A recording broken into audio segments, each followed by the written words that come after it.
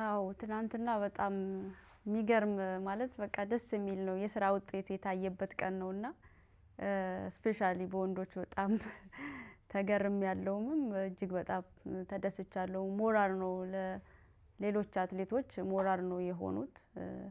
በሰው ልጅ ዘንድ እንደሚቻል ምንም ነገር አይቻልም የሚለውን ነገር ነው የሰበሩልን እንደሚቻል ነው ያሳዩን። በዚህ አጋጣሚ እነሱን በጣም ማመስገን እፈልጋለሁ። ብዙ የስፖርትን ፋሚሊ ነው ሞራል የሆኑን እና በጣም ደስ ብሎኛል። እውነት ለመናገር ከሁለት በታች ይሮጣሉ ብዬ አላሰብኩም። ነገር ግን በጣም ስትሮንግ አትሌቶች ናቸው የተገናኙት። የሆነ ነገር እንደሚፈጠር ግን ውስጤ አምኖ ነበር። ምክንያቱም ጠንካራ ልጆች ናቸው።